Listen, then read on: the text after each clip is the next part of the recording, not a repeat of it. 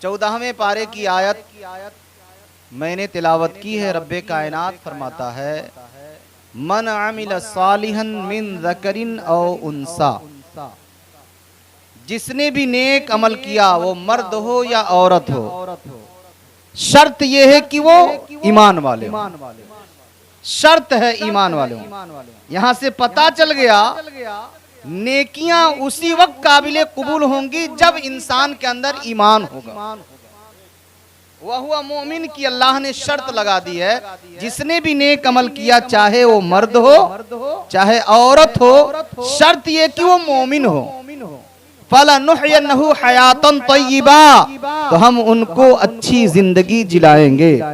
हर आदमी चाहता है हमारी जिंदगी अच्छी हो, हर बंदा चाहता है हमारी जिंदगी अच्छी हो, हर एक की ख्वाहिश होती है हमारी जिंदगी बेहतर से बेहतर हो। अब बेहतर जिंदगी कैसे होगी? बेहतर जिंदगी कब हमारी होगी? जब हम ईमान के साथ नेक अमल करेंगे, तब हमारी जिंदगी बेहतर होगी।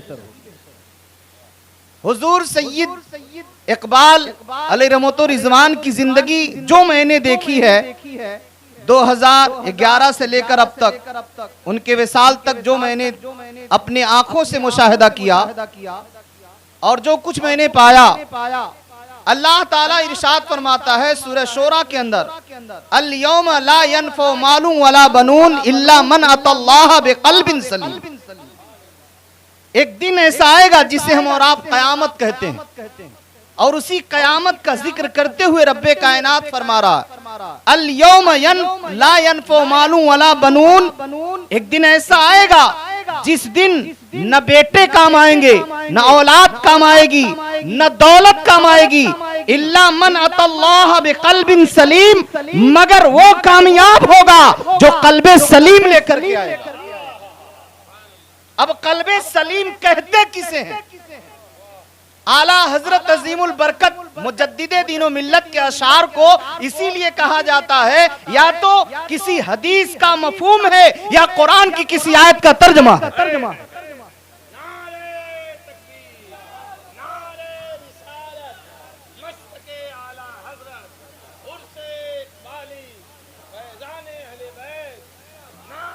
अब देखें कुरान में अल्लाह ने फरमा दिया, इल्ला मन अतल्लाह बिक़ल्बिन सलीम, जो कल्बे सलीम लेकर आएगा वो कामयाब है।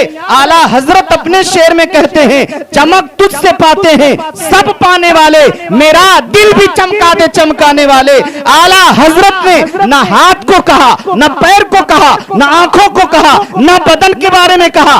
अल्लाह के रसूल की बारगाह में अर्ज करते, या रसूल अल्लाह, ये दुनिया की रोशनी आपसे है, सूरज के अंदर रोशनी आपसे है, कायनात के अंदर रोशनी आपसे है। ऐ मेरे आका, मेरे दिल को भी चमका दे, क्योंकि जब दिल चमकेगा तभी तो अल्लाह फरमाता है कयामत में कामयाब वही होगा जो कल्बे सलीम लेकर के आएगा, जो कल्बे सलीम लेकर के आएगा।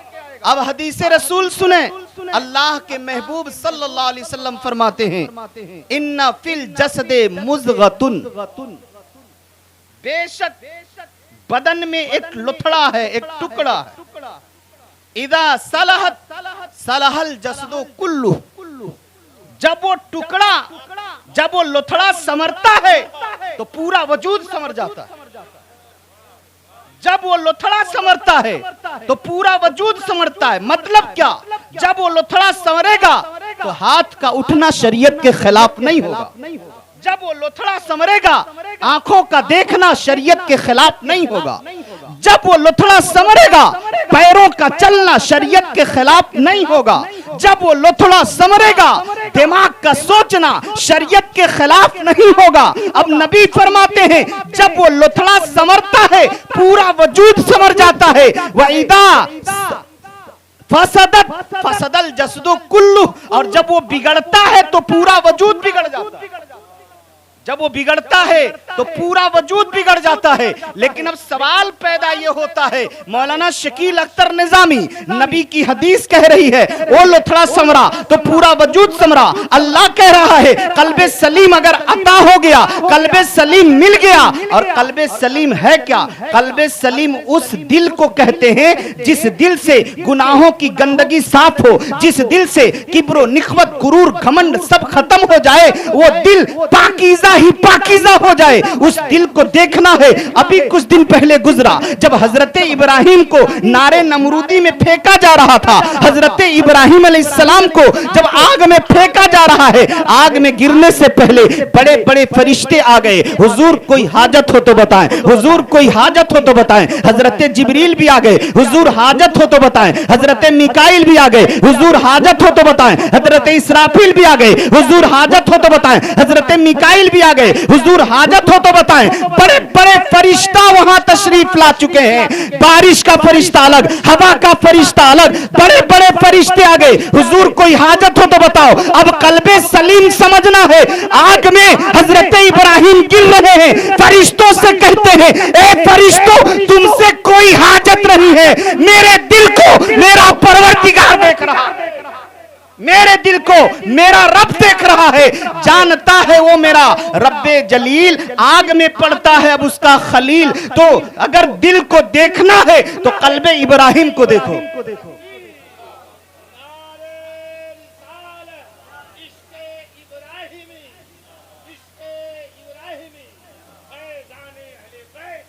अब कल्बे सलीम, हमारा दिल पाक कैसे होगा? हमारा दिल गुरूर घमंड निखवत से कैसे बिल्कुल मुनज़्ज़ा होगा, कैसे साफ होगा? तो जाहिर सी बात है, अगर हमारे पास कोई सादा चिराग है उसको जलाना है तो किसी चिराग ही के पास जाना पड़ेगा। अगर चिराग को रोशनी देनी है तो रोशनी के पास जाना पड़ेगा। ये सामने आपके लाइट जल रही है, इसके अंदर उजाले की ताकत है, लेकिन वो ताकत बाहर कब आएगी? जब किसी बिजली के कनेक्शन से इसका कनेक्टिंग होगा, तब जब बिजली से इसका ताल्लुक होगा तब ये रोशनी देगी, तब इसके अंदर उजाला होगा।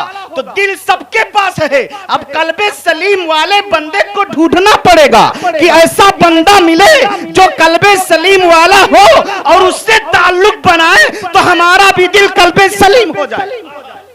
तो उस दिल वाले से ताल्लुक पैदा करना पड़ेगा, उस दिल वाले से ताल्लुक पैदा करना पड़ेगा। जो बंदा ऐसा दिल रखता हो, जब उठे तो शरीयत का आईना बनकर उठे, चले शरीयत का आईना बनकर चले, बोले शरीयत का आईना बनकर बोले, जब लिखे शरीयत का आईना बनकर लिखे। अब ऐसा दिल वाला तलाश हो तो हमारी नजरें देख रही हैं। आज इस इलाके में, इस धरती पर अगर ऐसे दिल वाले को देखना है जिससे ताल्लुक पैदा हो, कहीं और मत जाओ, शेखुल आलम से अपने ताल्लुकात बना लो, उनका दिल उजाला है, आपके दिल को भी रोशनी अता फरमा दे। तो अल्लाह फरमाता इल्ला मन अतल्लाह बिक़ल्बिन सलीम, क़यामत के दिन वही कामयाब होगा जो कल्बे सलीम लेकर के आएगा। अल्लाह ताला इरशाद फरमाता इन्नल हसनाती युज़हिबन सय्यात, बेशक नेकियां गुनाहों को मिटा देती हैं, नेकियां गुनाहों को मिटा देती है। बंदा जब नेकियां करता है तो उसके गुनाह झड़ते हैं, गुनाह मिटते हैं। इमाम मुस्लिम रहमतुल्लाह अलैह ने मुस्लिम शरीफ के अंदर ये रवायत बयान की है। एक साहबी रसूल आका अलैहिस्सलाम की बारगाह में हाजिर होते हैं, अर्ज करते या रसूल अल्लाह मुझसे गुनाह हो गया, मुझसे गुनाह हो गया। या रसूलल्लाह मुझसे मेरा बदन एक औरत के बदन से टकरा गया। या रसूलल्लाह मैंने एक औरत को छू लिया है, ये मुझसे गुनाह हो गया। तो नबी पाक सल्लल्लाहु अलैहि वसल्लम ने फरमाया नमाज पढ़े हो?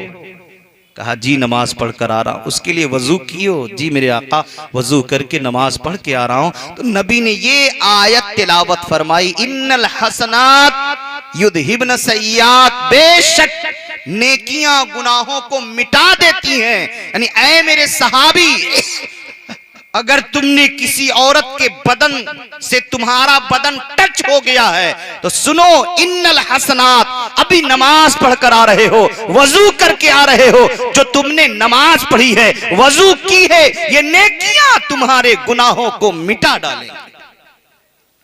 आपने सुना होगा और उलमाए किराम के ज़बानी आप तक ये बात पहुंची होगी, नबी करीम सल्लल्लाहु ताला अलैहि वसल्लम के एक बहुत बड़ा शैदा, नबी का एक दीवाना किस तरह से है। एक अल्लाह का बंदा है जिनका नाम हबीब अजमी है। उनकी जिंदगी कैसे गुजर रही है? हबीब अजमी की जिंदगी शराब नोशी में, सूद खोरी में जिंदगी गुजर रही है और सूदी कारोबार को बहुत ज्यादा उस बंदे ने फैला दिया। बहुत बड़ा आले पैमाने पे सूद का कारोबार हबीब अजमी के यहां चल रहा था जमाने से। एक दिन ऐसा हुआ, बीवी ने कहा जाओ कुछ लेकर के आओ। हबीब अजमी अपने घर से वो बंदा निकला, एक दुकान पे गया, कहा मेरा सूद का पैसा दो। वो लकड़ी की दुकान थी, कहा नहीं है, उसमें से लकड़ी ले लिया। और आगे बढ़ा, एक किराने की दुकान है, कहा मेरा पैसा लाओ, कहा नहीं है, कहा तब कोई चीज दो, चावल लिया। इस तरह से जगह जगह जाके कहीं से लकड़ी, कहीं से तेल, कहीं से चावल, कहीं से मसाला।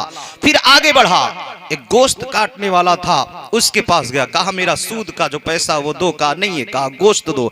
इस तरह से लकड़ी से लेकर गोश्त तक सारे पकवान की चीजें सूद के तौर पर, जो सूद का माल था उसको लेकर के घर आया बंदा और लाकर अपनी बीवी को दे दिया। और बीवी को देने के बाद कहा इसे बनाओ, मैं अभी आ रहा हूं। अब बीवी लकड़ियां जलाती हैं, हांडी रख देती हैं और गोश्त को पकाती हैं, खाना बना रही हैं। खाना जब बनने लगा तो बीवी ने देखा कि जिस हांडी में गोश्त है पूरा का पूरा गोश्त खून बन गया, खून बन गया। जिसमें चावल पक रहा है पूरा का पूरा चावल खून बन गया है। कुछ देर के बाद वो बंदा लौट करके आया, कहा खाना बन गया। बीवी से कहा खाना बन गया, बैठे मैं परोस रही हूं, खा लें। हाथ धुल करके हबीब अजमी बैठ जाते हैं। बीवी ले जाकर के दोनों बर्तन, जिसमें सालन है वो भी, जिसमें चावल है वो भी, सामने रख देती है, कहा लो खाओ। और जब ढक्कन को खोलते हैं तो क्या देखते हैं, चावल भी खून बना हुआ है, सालन भी पूरा का पूरा खून बन गया। कहा ये क्या है? बीवी ने कहा अब भी तो अल्लाह का खौफ करो, कब तक तुम सूद का कारोबार करते रहोगे? कब तक लोगों के खून चूसते रहोगे? कब तक ये गंदा अमल करते रहोगे? इस तुम्हारे सूद के गुनाह ने तुम्हारे खाने को भी खून बना दिया है। ये तुम्हारा चावल, ये तुम्हारा गोश्त मुकम्मल खून बन चुका है, लो इसे पियो। अभी भी तुम्हारी आंख नहीं खुल रही है। अल्लाह ताला कुरान पाक में फरमाता है अलम यानी लिल्लदीना आमनू अन तख्शा कुलूबुहुम लिज़िक्रिल्लाह। अल्लाह फरमा रहा है क्या ईमान वालों के लिए अभी भी वो वक्त नहीं आया कि उनके दिल अल्लाह के खौफ से लरज जाए, कांप जाए? अब तो अल्लाह की बारगाह में तौबा कर लो। हबीब अजमी ने कहा ऐ मेरी शरीक हयात, हाँ अब मैं तौबा करूंगा, आज के बाद मैं सूदी कारोबार छोड़ दूंगा। लेकिन कहां जाऊं? कहा इस वक्त अल्लाह का वली मुकद्दस मौजूद है जिसे पूरी दुनिया हजरत ख्वाजा हसन बसरी के नाम से जानती है। जाओ उस अल्लाह वाले के बारगाह में, उस अल्लाह वाले के हाथ में हाथ दे करके तौबा करके आ जाओ। अब हबीब अजमी वहां से निकले और सीधे हजरत ख्वाजा हसन बसरी के घर का रास्ता लिया है। रास्ते में जब चलने लगे तो कुछ छोटे छोटे बच्चे खेल रहे थे, छोटे छोटे बच्चे खेल रहे थे। जैसे छोटे छोटे बच्चों ने कहा, देखा हबीब अजमी को, बच्चे आपस में कहने लगे ओ बच्चों हट जाओ यहां से, दूर हो जाओ यहां से, क्योंकि बहुत बड़ा सूदखोर आ रहा है, कहीं उसके कदम से धूल लगे और उड़ करके हमारे सरों पे आ जाए, कहीं हम भी सूदखोर न बन जाएं। दूर हट जाओ इससे। सारे बच्चे दूर हट गए। दिल पर एक कारी ज़र्ब लगती है हबीब अजमी को कि बच्चे भी मुझसे इस तरह दूरी अख्तियार किए हैं मेरे सूद के वजह से, सूदी कारोबार की वजह से। अब हबीब अजमी दिल रंजीदा लेकर के, मलाल लेकर के, गमजदा होकर के, रंजीदा खातिर होकर के हजरत ख्वाजा हसन बसरी की बारगाह में पहुंचे हैं। और पहुंचने के बाद दुआ कह रहे हैं, हुजूर मैं तौबा करने आया हूं, अपने गुनाहों से छुटकारा पाना चाहता हूं, मैं तौबा सच्चे दिल से करना चाहता हूं। ख्वाजा हसन बसरी ने कहा ठीक है तौबा कर लो। हजरत ख्वाजा हसन बसरी ने तौबा कराई और तौबा कराने के बाद निगाह कुछ ऐसी डाली है कि दिल की दुनिया बदल गई है, दिल की दुनिया बदल गई। सच्चे दिल से बंदा तौबा किया है और तौबा करके अब जब वापस जा रहे हैं वही बच्चे खेल रहे हैं और खेलते खेलते कहते हैं, ओ मेरे साथियों रुक जाओ, क्योंकि हबीब तौबा करके आ रहा है, अल्लाह का प्यारा बंदा बन के आ रहा है, कहीं अल्लाह वाले की शान में कोई गुस्ताखी न हो जाए, इसलिए खेलना बंद कर दो। अल्लाह अकबर। ये तौबा है और तौबा की बरकत है। हबीब अजमी रहमतुल्लाह अलैह तौबा करके आ रहे हैं और तौबा करने के बाद घर में जाकर अब बस अल्लाह की इबादत में लगे हुए हैं, रब की इबादत में हैं, रब की बंदगी में अपनी जिंदगी गुजार रहे हैं। गुजारते गुजारते एक वक्त आता है, उनकी बीवी कहती हैं, हुजूर घर में खाने की कोई चीज नहीं रही, बच्चे भूखे तड़प रहे हैं, हुजूर कहीं कुछ कमाइए, कुछ लाइए, बच्चे खाएंगे क्या? आप गौर करें, बहुत सी ऐसी औरतें होती हैं अगर शौहर वक्त से पैसा न दे सका, वक्त से जरूरत पूरी न कर सका, तो औरतें अपने शौहरों की लान तान करती हैं, औरतें अपने शौहरों को गाली तक दे देती हैं, औरतें अपने शौहरों से झगड़ा तक कर लेती हैं। मैं कहना चाहूंगा, ऐ मुकद्दस खवातीन इस्लाम, ए इस्लाम के रिश्ते से मेरी माँ बहन बेटियों, आप भी गौर से सुन लेना, अल्लाह के लिए अपने शौहर की कमजोरियों पर लानता न करो, अपने शौहर की गुर्बत का मजाक न उड़ाओ।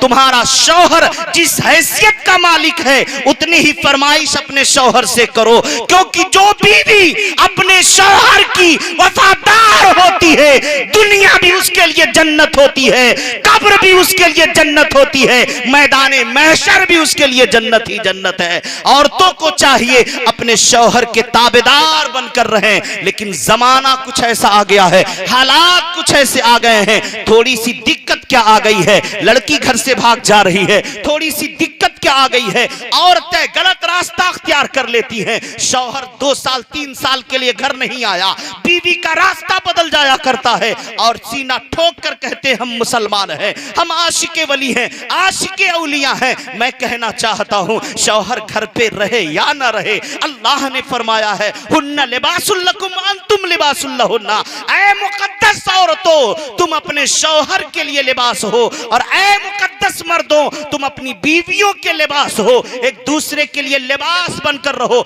आखिर अल्लाह ने ऐसा क्यों फरमाया? कभी हमने इस पर तवज्जो की है? नहीं, तवज्जो नहीं किए। लिबास कोई नहीं चाहता है कि मेरा गंदा हो, कोई बंदा नहीं चाहता है मेरे लिबास पर कोई छींटा पड़े, कोई दाग लगे, कोई बंदा नहीं चाहता है कि मेरा लिबास ऐसा हो कि लोग उस पर उंगली उठाएं, कोई नहीं चाहता है। अब अल्लाह ने कितने जबरदस्त और कितने बेहतरीन अंदाज में फरमा दिया, औरतें मर्द के लिए लिबास है और मर्द औरतों के लिए लिबास है। यहां समझने की कोशिश करनी चाहिए, मर्द को चाहिए कि बीवी अगर गलती करती है, बीवी में कोई ऐब है, बीवी में कोई खराबी है, तो मर्द उसके लिए लिबास बन जाए। लिबास का काम क्या होता है? बदन को ढक लेना। लिबास का काम क्या है? सतर को छुपा लेना। अल्लाह ने कहा, मर्दों तुम अपनी बीवियों के लिए लिबास हो, लिहाजा बीवी के अंदर कोई ऐब, कोई गलती, कोई कमी हो तो मर्द उसके लिए लिबास बनकर उसके ऐबों पर, कमियों पर पर्दा डाल दे। इसी तरह मर्द में कोई कमी हो, कोई ऐब हो तो औरत अपने शौहर के लिए लिबास बन करके अपने शौहर के सारे कमियों पर पर्दा डाल दे। अल्लाह की कसम, जब मियां बीवी इस ख्याल के होंगे, उस घर में कभी झगड़ा नहीं हो सकता है। नहीं हो सकता है। औलिया की अजमत पर आपने बड़ी अच्छी अच्छी तकरीरें समाअत कर ली हैं। नसीहत की दो चार बातें जरूरी हैं, क्योंकि जलसों में जो हमें पैगाम मिलना चाहिए कहाँ मिल पाता है। लेकिन अल्हम्दुलिल्लाह आज मौलाना अबरार हो या हजरत अल्लामा तनवीर अजहरी हो, बड़ा अच्छा पैगाम उन्होंने दिया है उर्स के हवाले से, वलियों के हवाले से। अब आप गौर करें, हबीब अजमी की बीवी ने जब कहा जाएं कुछ कमा कर लाएं, बच्चे क्या खाएंगे क्या पिएंगे, अब बूढ़े थे कमजोर थे, हबीब अजमी वहां से चले और जाकर के जो चौराहे पे जो मजदूरों की भीड़ लगती थी उन्हीं मजदूरों में जाकर के खड़े हो जाते हैं। और जब जाकर खड़े हुए, जब लोग आते थे मजदूर की तलाश में, जो ताकतवर होता उसे लेकर जाते, जो जवान होता उसे लेकर के जाते, जो कमजोर देखते छोड़ देते। हबीब अजमी भी उस लाइन में खड़े हैं, लेकिन कोई इनको नहीं ले जा रहा है, खड़े हैं कोई नहीं ले जा रहा है। जब सारे मजदूर को ले चले गए, ये खाली रहे, कोई नहीं ले गया, ये सीधे मस्जिद का रुख किए, मस्जिद में जाकर अल्लाह की इबादत करने लगे। और उस वक्त से लेकर शाम तक अल्लाह की इबादत किए। शाम के वक्त घर पहुंचे, बीवी ने पूछा क्या लाए हैं, क्या लाए हैं। हजरत हबीब अजमी कहते हैं आज मैं मेहनत तो किया हूं, मालिक ने अभी कोई मजदूरी नहीं दी है, फिर कल जाऊंगा। फिर कल वही हाल हुआ, जाकर मजदूरों की लाइन में खड़े हो गए, लेकिन कमजोर और बूढ़ा होने की वजह से कोई नहीं ले गया। फिर आप मस्जिद में गए, जब कई दिन इसी तरह हो गया तो बीवी ने कहा आखिर आपका मालिक कौन है, सिर्फ काम कराना जानता है, वो मजदूरी कब देखा।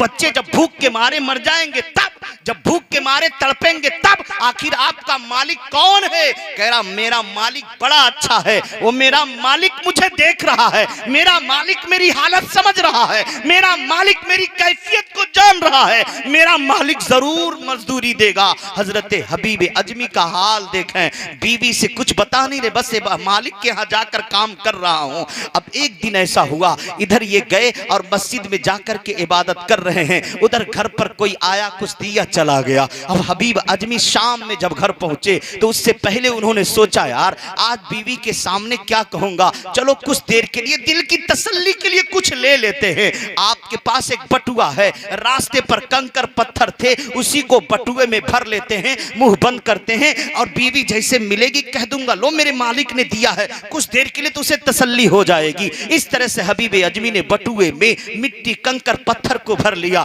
और घर पहुंचे हैं। जैसे दरवाजे पे पहुंचे, बीवी दौड़ कर आती है, मेरे सरताज आ गए, आ गए, चलें जल्दी चलें, हाथ पैर मुंह धुलें, खाना तैयार है खा लें। आप ताज्जुब में पड़ गए, कहा लो ये बटुआ लो, आज मेरे मजदूर ने कुछ दे दिया, मेरे मालिक ने कुछ दिया है। कहा क्या बात करते हैं, अब मालिक की क्या जरूरत है, अब कितना मालिक देगा, मालिक ने तो बहुत कुछ भेज दिया है। हबीब अजमी दंग रह गए, कहा मालिक ने क्या भेज दिया है, कहा मजाक ना करें बहुत कुछ भेजा है। कहा क्या बात कर रही हो, नहीं नहीं चला पहले खाना खाएं।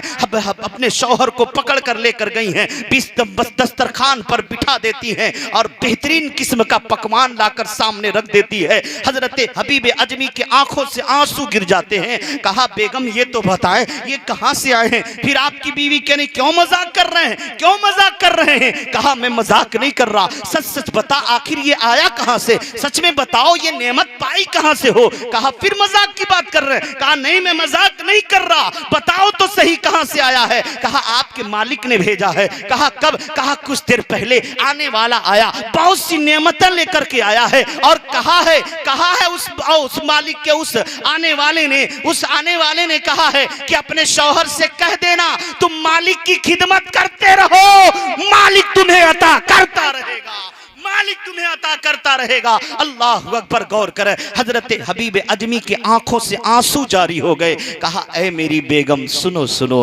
हकीकत ये है मैं किसी मालिक के यहाँ काम नहीं करता, मैं जब कोई मुझे नहीं लेकर गया मैं मस्जिद में जाकर रब की इबादत करता रहा। उस वक्त से लेकर शाम तक हर दिन का यही मेरा मामूल है, हर दिन का यही मेरा मामूल है। बीवी की आंखों से आंसू निकल गए। कहा फिर वो आने वाला कौन। कहा वो आने वाला कोई और नहीं है, अल्लाह ने किसी को भेजा है। और आज तो मैंने तुम्हारे दिल की तसल्ली के लिए अपने उस बटुए में कंकर पत्थर को भर कर लाया था। जाओ खोल कर देखो। अब उनकी बीवी जब जाती है बटुआ को खोलती हैं तो आंखों में आंसू भर गए हैं। उस नेक खातून ने कहा मेरे सरताज, आप कह रहे हैं कि इसमें कंकर पत्थर भर कर लाया था, न इसमें कंकर है न इसमें पत्थर है न इसमें मिट्टी है। कहा है क्या? कहा हुजूर इसमें तो हीरे जवाहरात भरे हुए हैं। अल्लाह अकबर। आपने देखा ये अल्लाह के मुकद्दस बंदे हैं, जब तौबा करते हैं अल्लाह ताला उनसे कितना खुश होता है। अब आप गौर करें, जब अल्लाह के बारगाह में बंदा सच्चे दिल से तौबा करके बंदा अल्लाह का हो जाता है, अल्लाह बंदे का हो जाता है। हदीस रसूल है, अल्लाह के नबी फरमाते हैं, मुस्तफा फरमाते हैं, मन कान अल्लाहु कान अल्लाहु लहू। जो अल्लाह का हो जाता है पूरी कायनात उसकी हो जाती है। आज अगर दरे शब्बीर पर दीवानों का हुजूम है, अगर दरे शब्बीर पर हम जैसे आलिम आप जैसे लोग हाजिर होते हैं, ये शब्बीर जी मुंशी जी ने नहीं कहा कि मेरे दरबार में आना, उन्होंने नहीं कहा आकर के फातिहा पढ़ना, उन्होंने नहीं कहा मेरे मजार को बनाना, उन्होंने नहीं कहा भीड़ लगाना, उन्होंने नहीं कहा मेला लगाना। ये किसने कहा है यार? वो तो अल्लाह का बंदा रब की इबादत करके चला गया, बंदगी करके आराम कर रहा है, परहेजगारी अख्तियार करके आराम कर रहा है, रब को मना करके आराम कर रहा है। तो जो रब को मना लिया है अब रब उसको मनाएगा, जो रब को खुश कर लिया है अब रब उसको खुश करेगा। जो बंदा रब का हो जाता है अब रब की रबूबियत, रब की पूरी कायनात का जर्रा जर्रा उस बंदे का दीवाना हो जाता है। और जब बंदा इस हाल में हो जाता है तो बंदा जब इस हाल में होता है तो अल्लाह फरमाता है यतकर्रबु इलैया अब्दी बिन नवाफिल फकुन्तु समउहु लदी यस्मउ बिहा व कुन्तु यदहु लती यब्दिशु बिहा व कुन्तु रिजहु लती यमशी बिहा व कुन्तु लिसानुहु लदी यतकल्लमु बिहा। नबी पाक सल्लल्लाहु अलैहि वसल्लम ने फरमा दिया है, अल्लाह फरमाता है, हदीस कुदसी है, जब बंदा नवाफिल पढ़ पढ़ करके मेरी कुर्बियत अख्तियार कर लेता है, मेरे करीब में आ जाता है, मैं उसकी आंख बन जाता हूँ जिससे वो देखता है, मैं उसकी जबान बन जाता हूँ जिससे वो बोलता है, मैं उसका हाथ बन जाता हूँ जिससे वो पकड़ता है, मैं उसके पैर बन जाता हूँ जिससे वो चलता है। तो जब आंख बंदे की है ताकत रब की है, जब आंख जबान बंदे की है ताकत रब की है, हाथ बंदे की है ताकत रब की है, पैर बंदे के हैं ताकत रब की है। तो ताकत कुछ देर के लिए नहीं है, वो ताकत सुबह कयामत तक के लिए है। बंदा कब्र में गया भले ही कब्र में है, लेकिन आंखें वो है जिसमें ताकत रब की है, पैर वो है जिसमें ताकत रब की है, हाथ वो है जिसमें ताकत रब की है, जबान वो है जिसमें ताकत रब की है। तो बंदा जमीन के ऊपर रहे तो जमीन के नीचे रहे तो कहीं रहे, ताकत किसी और जबान से अल्लाह बोलता। हमने कहा बिल्कुल अल्लाह बोलता है, कहा दलील है, हमने कहा बिल्कुल दलील है, कहा कौन सी हदीस, हमने कहा न बुखारी न मुस्लिम न तिरमिजी न बहकी न अबू दाऊद न नसई, ये हदीसों की किताब को अपनी जगह पे रखो, चल कुरान मुकद्दस से तेरा जवाब देते, कुरान से तेरा जवाब देते हैं कि परवरदिगार बंदों की जबान से बोलता है कि नहीं बोलता। कहा कैसे? हमने कहा पढ़ो पढ़ो, 16वां पारा है, सूरह ताहा है, सूरह ताहा की आयत नंबर 12 है। अल्लाह फरमाता इन्नी अना रब्बुक फखलन अलैका इन्नका बिल वादिल मुक़द्दस तुवा। कुरान मुक़द्दस के अंदर सूरह ताहा आयत नंबर 12, इन्नी अना रब्बुक, बेशक मैं तुम्हारा रब हूं, फखलन अलैक, अपने दोनों जूतों को उतार दें, इन्नका बिल वादिल मुक़द्दस तुवा, आप मुक़द्दस वादी तुवा में हैं। किससे अल्लाह ने फरमाया था? हजरत मूसा अलैहिस्सलाम से। बस ये बात आखिरी है, सुनना, हजरत मूसा अलैहिस्सलाम से। कब? जब हजरत मूसा मिस्र से मदियन गए और मदियन में हजरत शुएब के दामाद बन गए, हजरत सफूरा से आपका निकाह हुआ, फिर अल्लाह का हुक्म हुआ कि अब फिर आप मिस्र में जाएं। तो मदियन से अपनी बीवी हजरत सफूरा को लेकर मूसा अलैहिस्सलाम जब चले तो आम शाहराहों से न होकर के जंगली रास्ता अख्तियार किया था। और जब जंगली रास्ता अख्तियार किया तो जंगल और सर्दी, दिसंबर का महीना, भयानक सर्दी, और बीवी उस वक्त हामिला थी। हजरत मूसा अपनी बीवी को लेकर चले तो जंगल में जाने के बाद ठंडक लगी, और जब ठंडक का एहसास हुआ तो हजरत मूसा ने देखा दूर आग जल रही है। क्या देखा? दूर आग जल रही है। अब हजरत इमाम नस्फी रहमतुल्लाह अलैह तफसीर नस्फी में, जिसे मदारिकुत तंजील कहा जाता है, मदारिक के अंदर जिल्द नंबर 2 है, और इसी आयत के तहत इन्नका बिल वादिल मुक़द्दस तुवा, इसी आयत के तहत इमाम नस्फी लिखते हैं कि आग ऐसी थी जब मूसा अलैहिस्सलाम बढ़ते थे तो और आगे बढ़ती थी, और जब ये रुकते तो आग भी रुक जाती थी। इस तरह करते करते जब आप आखिरी हद तक पहुंचे, जब वादी तुवा में, मुक़द्दस वादी में पहुंच गए, तो हजरत मूसा अलैहिस्सलाम ने देखा एक सरसब्जो शादाब पेड़ है, और उसी पेड़ में आग जल रही है। पेड़ में आग जल रही है, और जब पेड़ में आग जल रही है, आवाज आती है, इन्नी अना रब्बुक, ऐ मूसा मैं तुम्हारा रब हूं। आवाज कहां से आई थी? आग के अंदर से। जो पेड़ पर आग जल रही उसमें से आवाज आई, मैं तुम्हारा रब हूं। फखला नालैक, अपने जूते को उतार दें, अपने नाल को उतार दें। आप मुक़द्दस वादी तुवा में हैं। आप गौर करें तो क्या मूसा अलैहिस्सलाम ने इनकार किया? मैं नहीं मानता, तू मेरा रब नहीं। आग से आवाज आ रही थी ना, तो जब आग से आवाज आई तो मूसा अलैहिस्सलाम ने माना क्यों? अगर अल्लाह बंदों की जबान से नहीं बोलता तो फिर आग से कैसे बोल देगा? पेड़ से कैसे बोल देगा? बात है ना पते की। आग जल रही है, उसमें से आवाज आ रही, इन्नी अना रब्बुक, ऐ मूसा मैं तेरा रब। मूसा अलैहिस्सलाम ने मान लिया, हाँ तू मेरा रब। और सिर्फ मूसा ही ने नहीं, अब मूसा के बाद जितने नबी आए सबने माना कि आग से रब बोल रहा था। हमारे नबी का जमाना आया, हमारे नबी ने माना आग से रब बोल रहा था। अबू बकर सिद्दीक ने भी माना आग से रब बोल रहा था। उमर फारूक ने भी माना आग से रब बोल रहा था।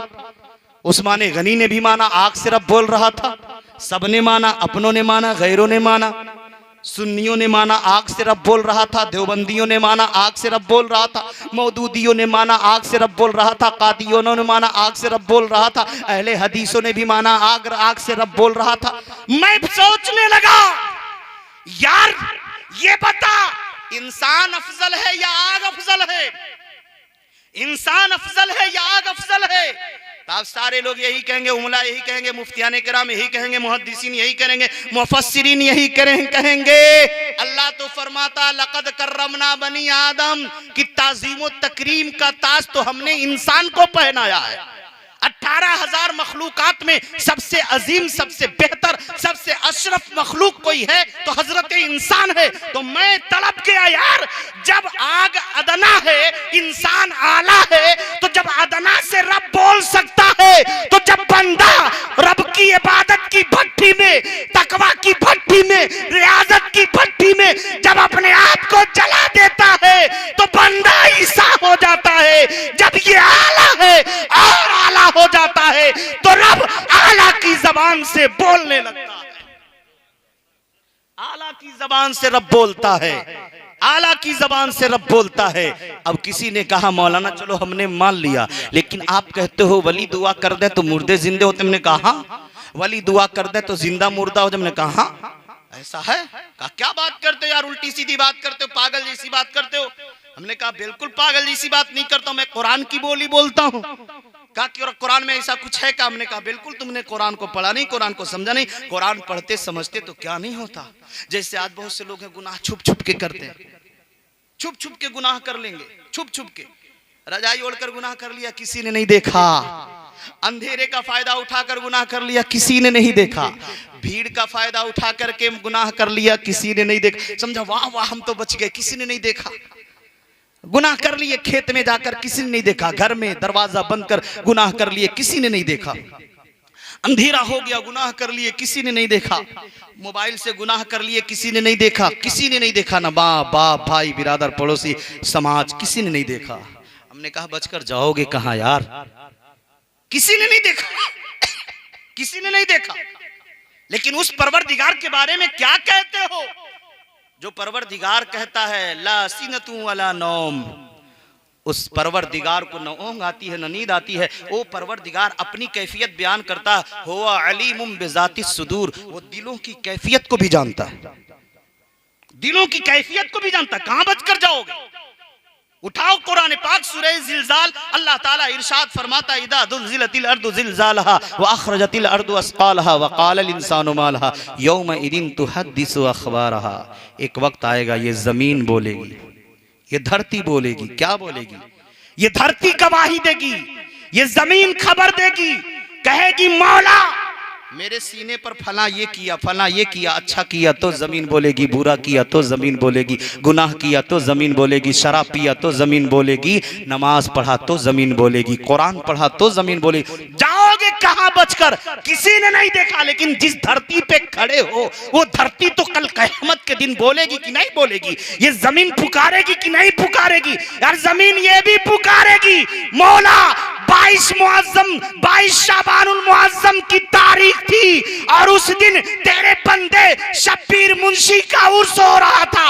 उर्स में आने वाला सिर्फ शकील ही नहीं था, उनके दीवाने थे, उर्स में आए थे, तेरे महबूब बंदे की मोहब्बत में आए थे। जमीन ये भी बोलेगी, जमीन ये भी बोलेगी। तो कल कयामत में जमीन बोलेगी, बोलेगी। आखिरी बात, जमीन बोलेगी। तो मैं अर्ज कर रहा था, बंदे ने इतराज किया, कहां वलियों में इतना पावर है, बंदे में कहां इतना पावर है? सब अल्लाह अल्लाह अल्लाह। मैंने कहा अल्लाह चाहे तो पत्थर भी चलने लगे, अल्लाह चाहे तो पत्थर भी बोलने लगे। इस बात को मानते हो? कहा हमने कहा अल्लाह चाहे तो पत्थर भी चलने लगे। कहा क्या बात करते हैं, पत्थर कैसे चलेगा? हमने कहा वो भी कुरान में है, वो भी कुरान में। कहा कुरान में सारी बातें हम नहीं जानते। हमने कहा पढ़ोगे तब ना जानोगे। कहा कहां? हमने कहा पहला पारा उठाओ, वइद इस्तस्का मूसा लिकौमिही फकुल नज़रिब बिअसाकल हजर फनफजरत मिन हुस्नता अशरत ऐना। जब हजरत मूसा ने अपनी कौम के लिए पानी के लिए दुआ की, अल्लाह ने कहा है मूसा अपने लाठी को पत्थर पर मारो, पत्थर पर मारो।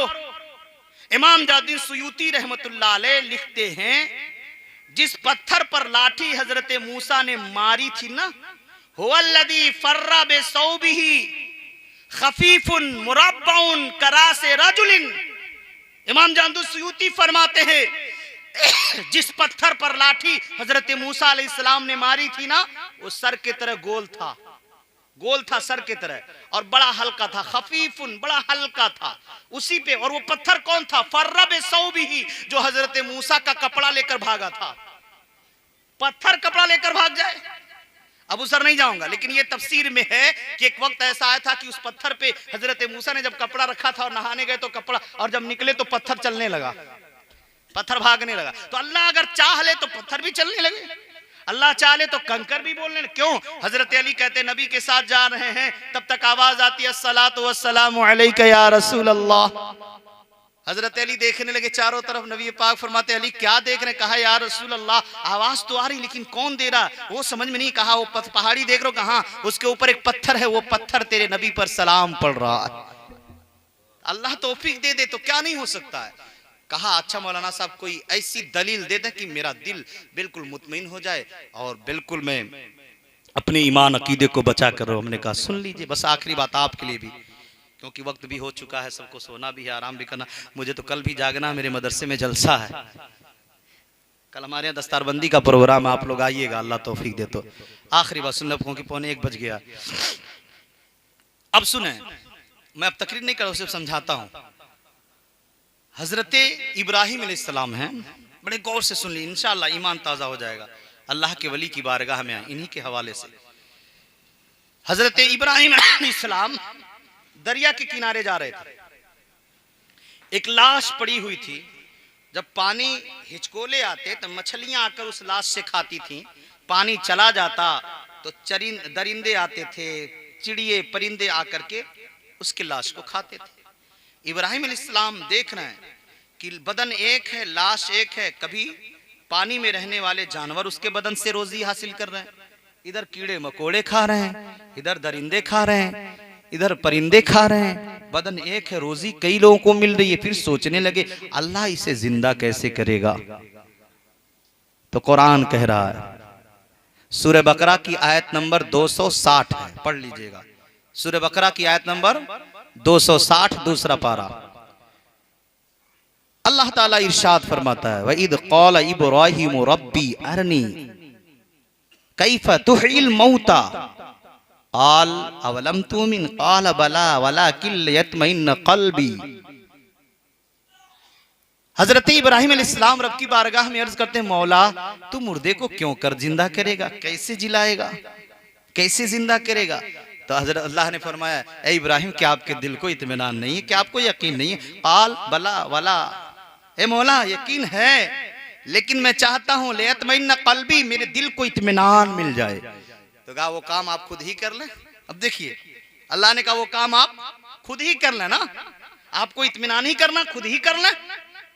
यानी अल्लाह ने उनके अंदर इतनी ताकत इतनी कुव्वत दी थी, तभी तो अल्लाह कह रहा खुद ही कर लें। कैसे मुर्दे जिंदा होते हैं, खुद ही कर लें। अल्लाह ने क्या कहा, फखुज़ अर्बअतम मिनत तय्र, अल्लाह ने कहा 4 परिंदों को पकड़ लीजिए, फसुरहुन्ना इलैक सुम्मा जअल अला कुल्ली जबलिन मिनहुन्ना जुज़आ सुम्मा दुहुन्ना यातीनका सअया इन्नल्लाह अज़ीज़ुन हकीम। अल्लाहु अकबर। अल्लाह ने कहा मेरे प्यारे खलील आप 4 परिंदों को पकड़ लें। 4 परिंदों का जिक्र मुफस्सिर ने कहा, कौवा, चील, इस तरह से मुर्ग, 4 परिंदों को हजरत इब्राहिम अलैहिस्सलाम को हुक्म पकड़ लें। कहा किस लिए, फसुरहुन्ना, ए इब्राहिम मेरे प्यारे खलील 4 परिंदों को पकड़ लें, उनको ज़बह कर दें, सर अपने पास रखें और उनका कीमा बना डालें। 4 परिंदों का कीमा बना डालें, फिर उनको मिला दें, फिर सुम्मा जअल अला जबलिन मिनहुन्ना जुज़आ, 4 पहाड़ी थे वहां पे। अल्लाह ने कहा उसका 4 हिस्सा करें और चारों पहाड़ों पर 4 हिस्सा रखें। 4 परिंदों को ज़बह करके उनका कीमा बनाएं और एक में पूरा गोश्त मिला दें, फिर उसको 4 हिस्सा करके 4 पहाड़ी पे रख दें। हजरत इब्राहिम अलैहिस्सलाम ने 4 परिंदों को पकड़ा, ज़बह किया, सर अलग रखा, धड़ को छीला, काटा, कीमा बनाया, बोटी बोटी करके मिक्स करके सबको एक में मिलाकर 4 हिस्सा किया। एक पहाड़ी पे, दूसरी पहाड़ी पे, तीसरी चौथी पहाड़ी पे रखा। अल्लाह ने कहा सुम्मदूहुन्ना, फिर उन्हें बुलाओ। कौन? अल्लाह ने नहीं कहा मैं बुलाऊंगा, ए इब्राहिम आप बुलाओ, ए इब्राहिम आप बुलाओ, आप बुलाओ, आप ही कर सकते हो काम। हजरत इब्राहिम अलैहिस्सलाम ने कहा ओ मोर आजा, ओ मुर्गा आजा, ओ कौआ आजा।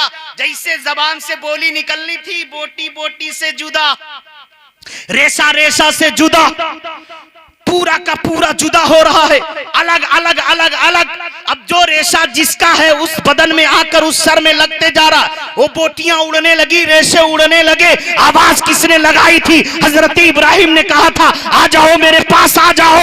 रब ने कहा था इब्राहिम आवाज देना तेरा काम है, जिंदा करना परवरदिगार का काम है। इसी तरह दुआ अल्लाह वाले करते हैं, पूरा परवरदिगार करता है। अल्लाह वाले दुआ करते, पूरा परवरदिगार करता है। मुफस्सिर कहते हैं कि रेजा रेशा पूरा अलग थलग होकर फिर बदन बना और एक में एक जुड़ जुड़ करके बदन बन के आकर अपने अपने सर से जुड़ गया, जिंदा होकर उड़ गए। इन्नल्लाह अजीजुन हकीम, बेशक अल्लाह गालिब हिकमत वाला है। अल्लाह क्या नहीं कर सकता है, अपने बंदों को चाहे जो चाहे वो अता फरमा दे। हम और आप इसी तरह अल्लाह वालों की बारगाहों में आते रहें और इनकी बारगाह से दुआ लेते जाएं। अल्लाह ताला मास्टर फैज साहब किबला को, हज़रत अल्लामा तौफीक साहब किबला की उम्र में दराजगी अता फरमाए, हम सबको हर आफ़त बलियात से महफूज व मामून फरमाए। वमा अलैना इल्लल बलाग। अस्सलामु अलैकुम रहमतुल्लाहि व बरकातहू।